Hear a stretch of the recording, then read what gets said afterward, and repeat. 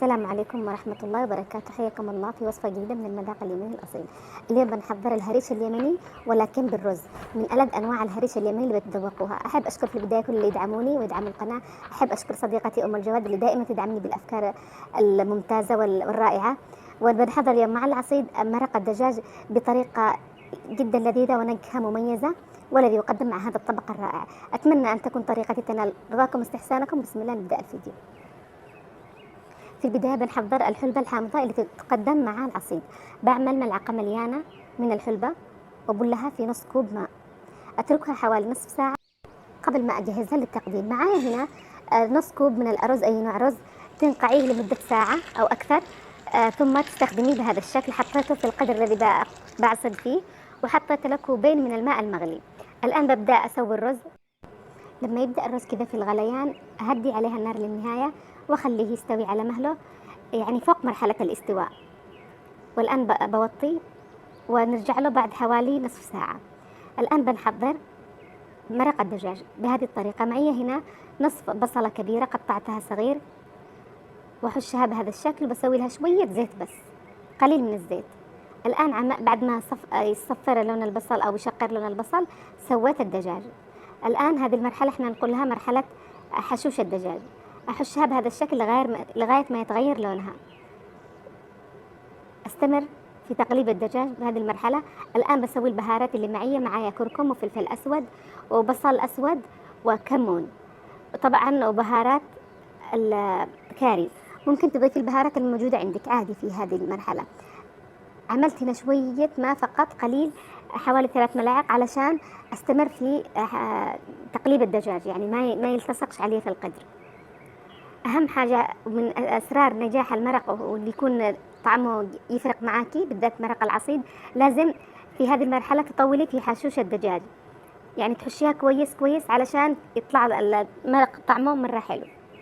الآن بضيف له حبة طماطم مقطعة صغير بهذا الشكل واستمر في التقليب. زي ما قلت لكم شرط أساسي لنجاح المرق وإكسابه طعم لذيذ هي هذه المرحلة، إنني أقلب الدجاجة لغاية ما تقريبا تصبح في بداية عملية الاستواء. بعد ما ينشف الماء بضيف لها الآن حوالي كوبين أو الماء إلى أن يغمرها، يعني تقريبا كوبين من الماء المغلي. خلاص أتركها الآن على نار وسط لغاية ما يغلي الماء، وبعدين أهدي عليها النار لغاية ما يستوي الدجاج ويتسبك المرق.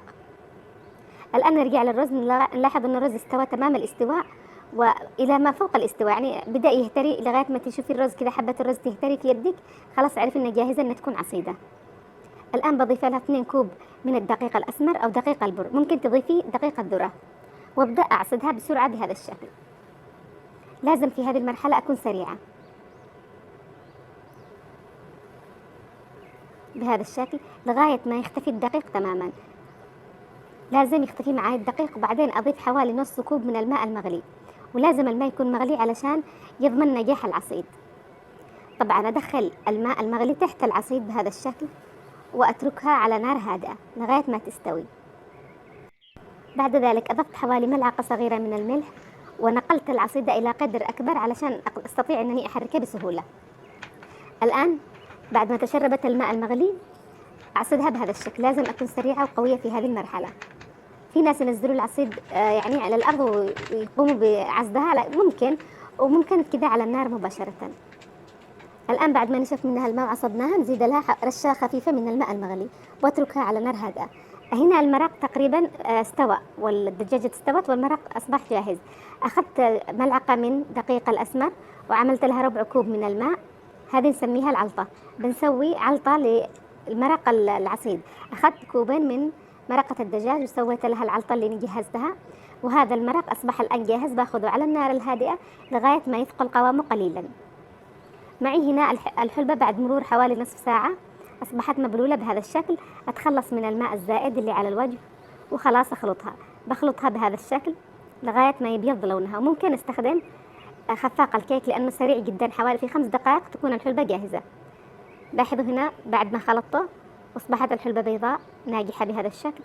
خلاص الآن أبدأ أجهز الحلبة أو أجهز المقادير اللي بعملها للحلبة. عملت ملعقة من الخل، نص ملعقة صغيرة ملح، ملعقة من الفلفل الأحمر الحار، ملعقة من الفلفل الأخضر. ممكن تسوي أي نوع سحاوق يعجبك.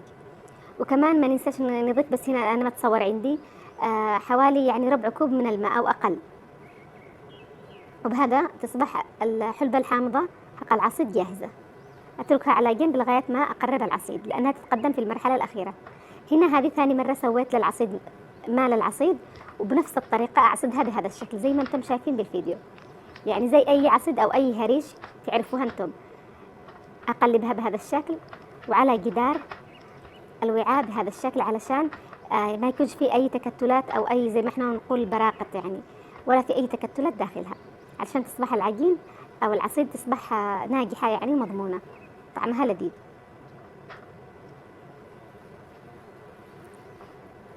الآن خلاص أصبحت جاهزة العصيد. بحمي المدر زي ما انتم شايفين أو الوعاء الحجري، الإناء الحجري، بأسكب العصيد فيه. خلاص الآن أجهزها للتقديم ونعمل لها الشكل المعروف اللي احنا كلنا نعرفه.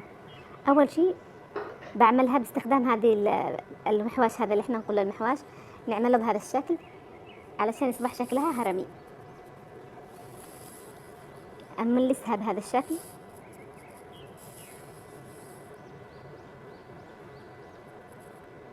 بعد ذلك أبلل يدي بشوية ماء وأبدأ أنعم السطح زي ما انتم شايفين كما في الفيديو. بعد ذلك مغرفة المرق بسوي لها شوية مرق علشان يسهل علي فتح العصيد بهذا الشكل. أفتح العصيد باستخدام الملعقة هذه المغرفة، بس أكون بللتها بالمرق زي ما انتم شايفين. الآن جاهزة للتقديم. بجيب المرق هذا، مرق العصيد، وأسكبه بهذا الشكل. الآن بسم الله ما شاء الله أصبحت جاهزة. ممكن الآن نضيف لها الأشياء الأخرى. معي هنا السحاوق الأحمر الحار أو البسبس الأحمر، بضع لكم طريقته في صندوق الوصف. عملنا 4 أنواع من السحاوق الأحمر اليمني، وعملت هنا الحلبة الحامضة زي ما انتم شايفين ما شاء الله تبارك الله. هذه أطيب وصفة للعسل اليمني أو الهريش اليمني. هريش الرز أطيب بكثير جدا جدا من هريش البر. أتمنى أنكم تجربوها وأتمنى تنال رضاكم واستحسانكم. كذلك إذا جربتوها تعملوا لي رأيكم فيها بالتعليقات وتكون مضبوطة معكم. كذلك بما أن هذه الوصفة حصرية على اليوتيوب، أتمنى من أي بنت تحب تعملها في قناتها إن تعمل إشارة لقناتي، قناة المذاق اليمني الأصيل. إن هذه الوصفة مأخوذة من قناة المذاق اليمني الأصيل. وأتمنى كلكم تجربوا الوصفة وتقولوا لي زي ما قلنا لكم رأيكم في التعليقات.